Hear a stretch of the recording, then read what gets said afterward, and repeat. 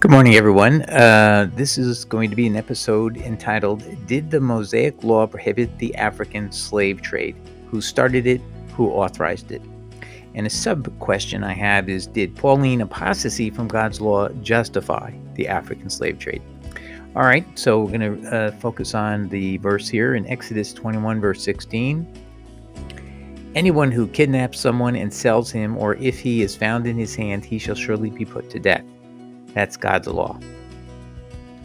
Now, that verse was the number one verse that a abolitionist would raise. It would be the start of their book, and we're going to show you an example of this. So this is where this was their core verse, and this was a cross-denominational movement of Christians of all denominations who simply wanted to see an end to slavery by reverting back to God's commandments in the law of Moses. Highly non-Pauline.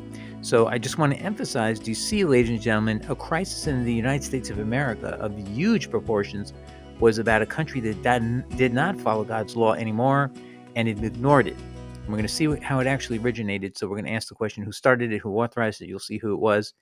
And then I just want to say on the right, we have here, JWO endorses God's very law that gives freedom. So does this give freedom to people? Yes, it gave freedom to both the slave owner and the slave.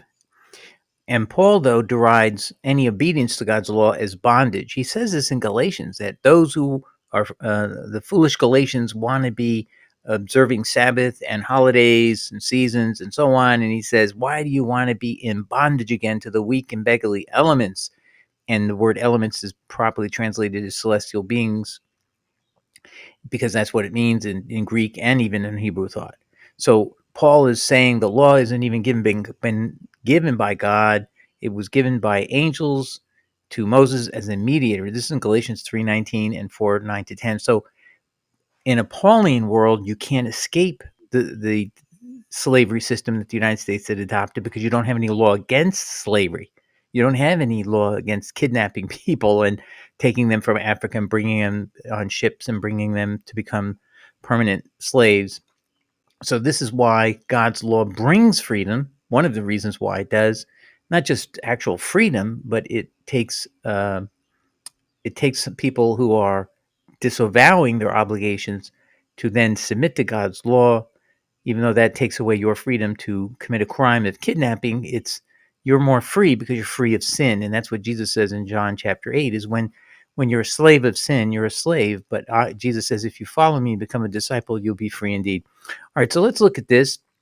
And I'm going to also ask a sub question. Did Pauline apostasy from God's law justify it? Of course, you cannot, as a good faith Christian, if you were a follower of God, Yahweh, you couldn't believe in a million billion years that you can enslave people by kidnapping them, bringing them over, and then buying them from somebody who did that. All right, now you're going to be surprised. I want to start with a different type of topic, but it's going to tie directly into slavery, and you'll see why.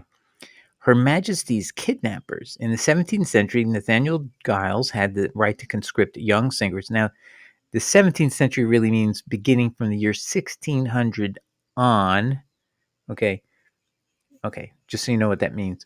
Had the right to conscript young singers into the British Royal Children's Choir. He had a business partner who went a step further. Okay, is it right to kidnap anyone, to conscript, meaning to basically arrest children off the street and make them singers permanently in your royal chorale? Well, let's listen to this. In 1600, 13-year-old Thomas Clifton was kidnapped, snatched off the street on his way home from grammar school. His kidnappers, two prominent figures in the world of London entertainment, Nathaniel Giles, master of the children of the Chapel Royal, and Henry Evans, producer at the Blackfriars Theatre. With the kidnapping, they intended to draft Thomas into the vibrant world of Elizabethan theater. They promptly handed the boy a script and threatened him with a beating if he didn't learn his lines. Giles and Evans didn't bother to conceal their crime. When Thomas's father found them, the kidnappers taunted him, claiming they were well within their rights to seize his son. Why was that? In a way, they were right. As a master of the Royal Children's Choir, Giles had the right to forcibly conscript young singers, period. Queen Elizabeth had granted him a warrant. That means a right to arrest, to quote, take so many children as he or his sufficient deputy shall think meet in all cathedral, collegiate, parish churches, chapels, or any place or places, as well as within liberty as without. On this authority, good singers were seized from church choirs around the country and transported to the capital. With Giles' royal warrant, the kidnapping of Thomas Clifton was arguably legal. No, it was legal. She's the Queen of England. There is no democratic system there, isn't there? She is the law. This warrant was intended to ensure the King or Queen of England could enjoy the services of the most talented musicians in the country. But Giles and his partner Evans saw it as a business opportunity to bring talent to the Blackfriars Theater and to get what? Bribe money from worried parents. What a way to raise money. Hey, I'll grab your kid and he'll be gone from you, or you can hand me $1,000 or whatever the equivalent might be. All right. And I just want to show you this continued in England for decades, even after Queen Elizabeth I died. The next person was a king, and his commission, this fellow Giles' commission, was renewed in 1626. It's down here on the bottom here, but with just one added restriction: that none of the boys he snatched should be used, quote, as comedians or stage players. So they can't do any comedy or things like that. Why? Why would the king do that? As, quote, it is not fit or decent that such as should sing the praises of God Almighty should be trained or employed in such lascivious and profane exercises. So comedy is kind of profane, right? So we can't have these children singing praises to God, but you're having children who've been enslaved to you, taken away from their parents. Don't you have any conscience? So this is going on, ladies and gentlemen, during the entire era of King James. Did he stop any of this? I don't think so. We could do some research on that. Who was the king, though, in 1626? He was King Charles I, King of Great Britain. So he clearly was complicit in this criminal act against children. Now, you'll see there's a little bit more to this. The word kidnap, where does that even come from? The original meaning of kidnap, dating from the late 17th century, that means the late 1600s, right? I'm trying to get you to think about what period we are in, was, quote, stealing children to provide servants to the American colonies from kid, child, and nap, snatch away. Okay. This is in vocabulary.com and under the word kidnap if you want to look it up. All right, now I just want to show you that the same thing that's going on with the African culture being taken away out of Africa and moved over into Americas or into the colonies of England is going on within England's own country. So they're going to go to Scotland, which is not considered the same as England, and the Scots are not considered anybody but British subjects through the crown. So the real center or the higher group is the British, and then you've got the Scottish. So they look down on the Scottish. So now they're going to steal and kidnap their kids. So here's an article in 2017 called "Forgotten Children: Scotland's Colonial Child Servants from 1680 to 1760" by Angela Austin, submitted for her degree of Masters of Philosophy and Scottish History in the University of Glasgow, 2017. Let's see what she says. All right, she says, this thesis focuses on children sent from Scotland to the American colonies to work as servants between 1680 and 1760, with a particular emphasis upon those who were shipped against their will or without consent of their families. Kidnapping. It primarily examines the shipment of child servants to the Chesapeake and middle colonies of North America, which were selected due to the availability of source material in these areas. All right, I'll drop down. Virtually nothing has been written about the children sent to the colonies from Scotland. Kidnapping, a problem in England since the reign of Charles II, became an issue in Scotland during the latter half of the 17th century, which means the latter half of the 1600s. So if you remember, in 1626, I think it was, while King Charles was king, he was the one who was amending the arrest warrant that Queen Elizabeth I had given to seize young boys and choirs to put them in the choir that sings to the monarch. And so he perpetuated that criminal act that the Queen had also done, but in violation of God's law. Not a law. A monarch is their own law, but they violated God's law. This thesis considers reasons for the shift in focus and the factors contributing to the rise of the kidnapping industry in Scotland. All right, so now we're going to move into who started slavery. Now, just remember, we showed you that in 1600, Queen Elizabeth I was authorizing the arrest of children who were in choirs to be permanently moved from their family and from their homes, wherever they were, all over England, and brought to serve her in having her own little choir so she could hear their beautiful voices. Kidnapping, criminal kidnapping, and that's what she was up to. Queen Elizabeth I. Now, we're going to look at what are the British monarchy's historical links to slavery. And just ask yourself, is it possible the very same person who was kidnapping predominantly, obviously, white children off the streets of London and all across the country, and maybe even sending some of those children you saw in Scotland going abroad, what was she the originator of slavery, of the African slave trade? Did she pay for it, commission it, make it happen for the first time ever? What do you think? So here's well, anyway, we'll just go right into it. The royal family's link, the royal family of England, dates back to the 16th century. In 1562, John Hawkins was the first known English person to include enslaved Africans in his cargo, a journey that was approved by Elizabeth I. So he's going to go to Africa and get the first slaves. And the enslaved Africans were traded for goods, including ginger and sugar. Hey, this was a great business venture. What did she do next? In 1564, Hawkins arranged another voyage for which Elizabeth I funded a vessel. So this is how the slave trade began, with her. The same person who was kidnapping white children was now kidnapping black children and black people. So I just want to say, was she a racist? Probably not. She was an equal opportunity kidnapper of people and adults. She's a crook. She's one of the most horrific criminals of all time, and it created huge social problems, all for her selfish, willful pleasure and for the money that she could get out of it. It's just sick. And she's violating God's law. Most important.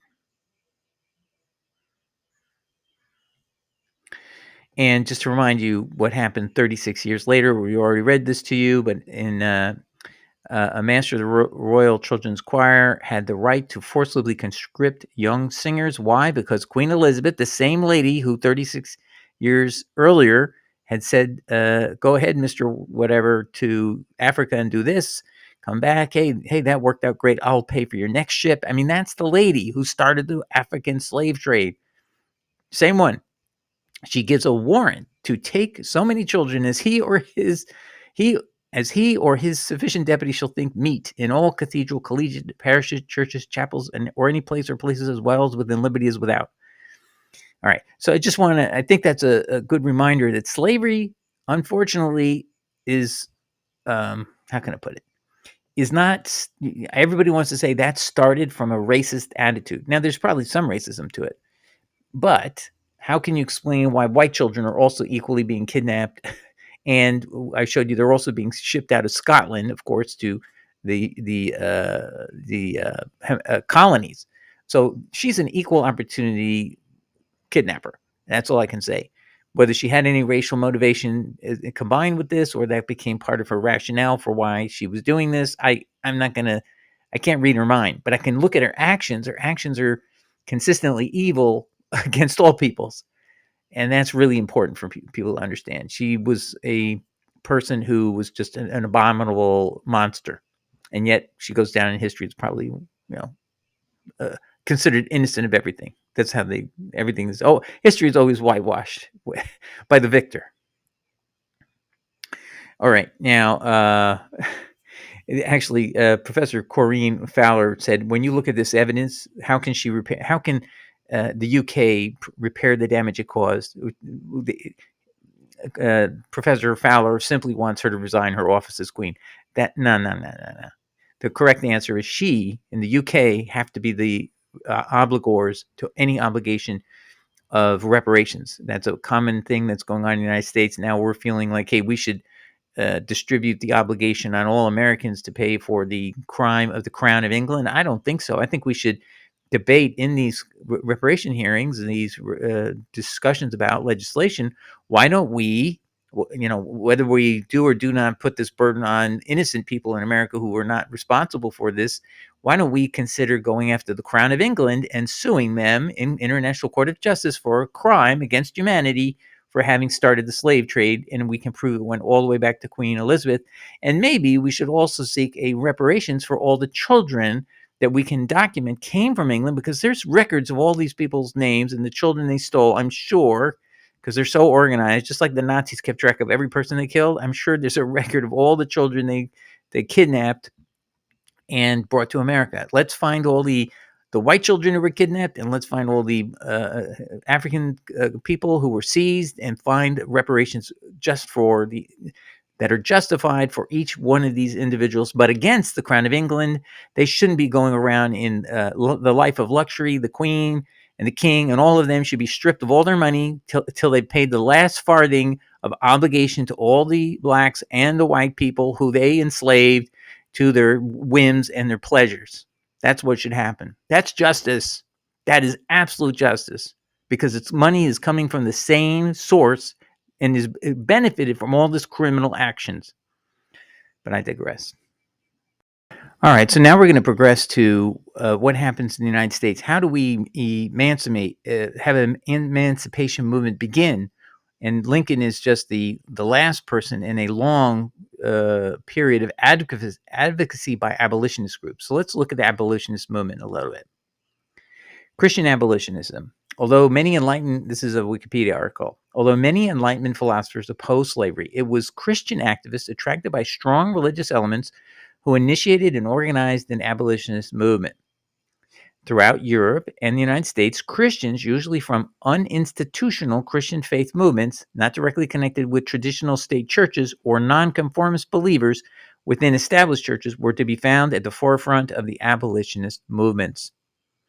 Think about that in terms of also what we're trying to do here at this channel is start a movement of Christians who follow Jesus, who actually follow Jesus, who follow what he teaches about the law, tries to obey those laws that apply to Gentiles, because we're 99.9% Gentile, and those are the 10 Commandments. I've explained that, and there's about 20 more laws about sexual morality in the Leviticus Code that mention it applies to sojourners, not just the sons of Israel. And commands like that, and that we are directly obligated by God's law as sojourners, Gentiles. So we got about 30 commands on us, and the Jewish people have a lot more, and there's that kind of thing. But anyway, that's what we're trying to do. We're not conforming to the predominant Protestant view. Now, think about this group. They are legalists. They should be disparaged by the Protestant majority today as legalists, because that's what they're doing. They're going to use the God's law to condemn slavery, because without God's law, you cannot say whether clearly that it's right or wrong. You can make up arguments, but this is like spot on verse. And here's the verse. So here's a book from 1845 by a very famous abolitionist. Now notice he doesn't write it under his name. He says by a citizen of Virginia. So even doing this was subject to censorship and retaliation and all that. So he's hiding his name, but I have it somewhere in here. I'll look it up later. Anyway, so this is his very first. He has he's had one chapter, and here's starting chapter 2, but the original chapter has nothing of his argument. It's called definition. So he's just defining terms. Now this is his very first page of his very first argument. And here it is. It begins at page 9, and so I call it argument number 1. And he's going to quote Exodus 21:16, which is what I put up at the beginning of this episode. So let's listen to what he says. By our slaveholding definitions, human slavery is described as property in man, and slaves are declared to be the property of their masters or owners and cannot own, possess, or enjoy anything but what belongs to their owner. But by our common law definition, human slavery is compounded of the crimes of kidnapping, assault and battery, and false imprisonment. In Exodus 21:16 is a short description of the kidnapping and sale of one person by another, described as man-stealing, the same being an entirely different transaction from the voluntary sales of servants by themselves as described in Genesis. That looks like it's 47, verse 19 to 23, and so on, Exodus 21:1. And by the way, the King James Bible was, I believe, it appears to me, deliberately skewed to using the word slave when it doesn't really belong. It's more servants. So, in other words, if you wanted to borrow money and you couldn't pay it back, you had to pay it off. In that era, they didn't have credit cards or loans, cash loans. You had to actually have physical coin in your hand. If you don't have it, what else can you do? You can only give your labor. So you would become what's called an indentured or indebted servant because you made a loan you couldn't repay. Now you have to pay it off by becoming a servant for a period of time till you paid off your debt, and they work it out. It's a voluntary thing. It's not involuntary. If you don't agree with this, you would maybe have to go to a court, and the judge would make a decision in the Mosaic period to determine how long you would be an indentured servant. So this is a very and the whole idea of the law of Moses is there was no king, there was no administrations. These were all principles that judges would rule on a weekly or daily basis when people needed help to know what to do. This was totally different than what we think of government today. This was a self-government only helped along by judges. Do you see how reasonable God is? Like, it's basically anarchy with just simply legal principles that you cannot add to or subtract. They're fixed and they're in stone as well. 10 of them are, at least. And so that was the idea. Anyway, so let's read. He then quotes this verse here in footnote 1. And he that steals a man, do you see this? He that steals a man and sells him, or it be friend in his hand, be found in his hand, he shall surely be put to death. Exodus 21:16. So this is a capital crime to kidnap someone, sell them, and obviously it'd be a crime to buy that person. You'd have to give them up. You have to give them back their freedom, because you don't have a right to buy. If the guy doesn't have a right to steal him, God condemns it and sends that person to death. You can't buy that person. And then if the person they had stole was still in their hand, they haven't sold them, they would be still subject to a death penalty. So whether you sold the person into further, or you still had the person you stole or kidnapped, you were subject to a death penalty. God's severest penalty is death.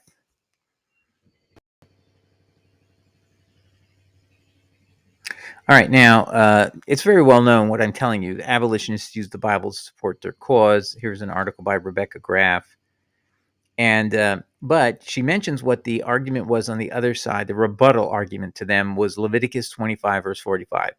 And I just want to show you, when you read this, it's my introduction is the number one rebuttal was by pro-involuntary slavery.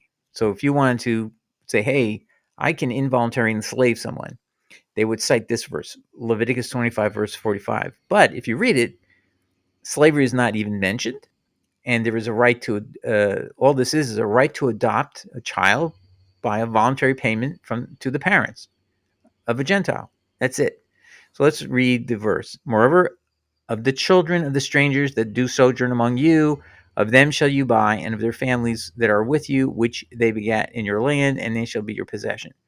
So what that's saying is, you may buy a child from a family of a sojourner that is in your midst, and that child had to have been also born in Israel.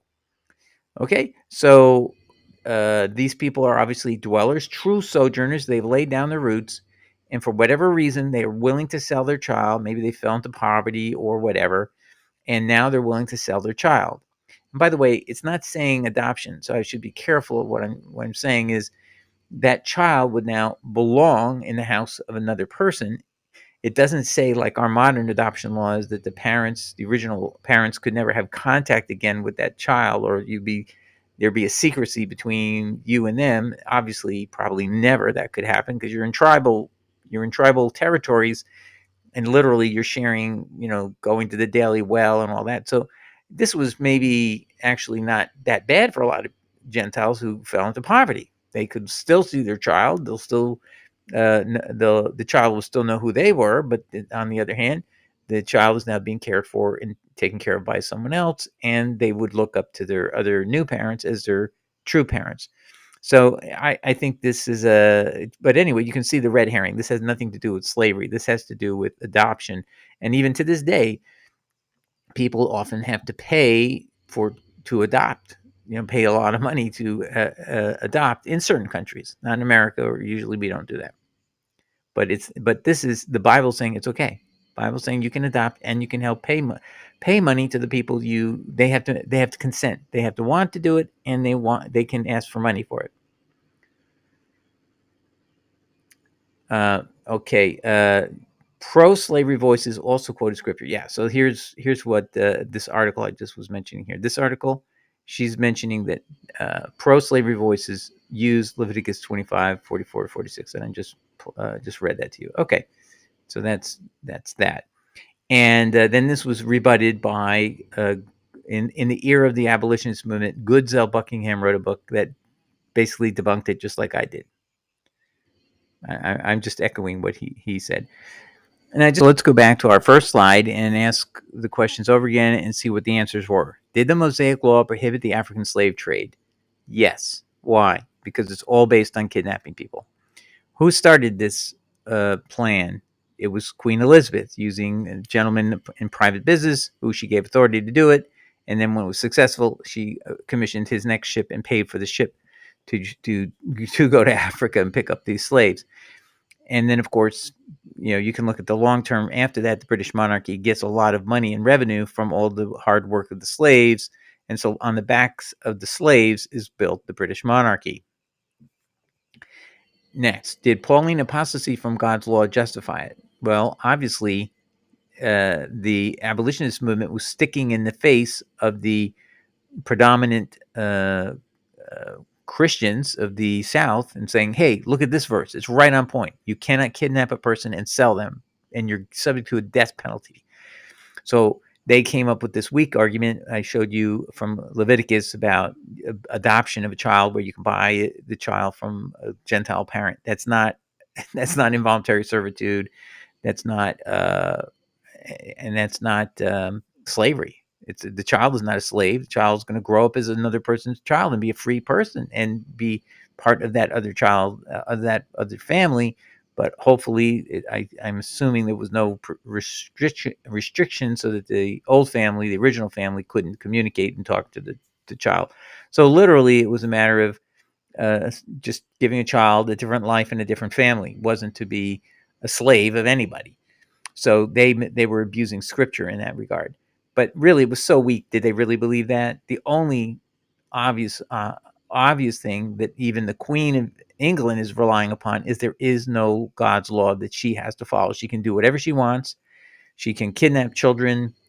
She can order their kidnapping, authorize their kidnapping. She can authorize the stealing of human bodies out of Africa and moving them to British colonies. And so the answer is yes. Obviously, Pauline apostasy, meaning throwing off God's law, in particular Exodus 21:16, you have to throw that off, or you cannot do what you're doing. You'll be prohibited by God. You know that, and yet you would do it. It's the only justification you could possibly have is you have to believe Paul's right, that God's law is gone. So if that's true, now I'm going to just throw something out here. If it were true that God's law was gone, then the slave trade had no legal impediment to kidnapping people from any country and bringing them to another country. Just going in and kidnapping people and stealing people and putting them on ships, that would be okay in a Pauline world. And it was for hundreds of years. It was okay from 1562 until 1865 in the United States. I think Britain abolished slavery about 20 years prior to our abolition.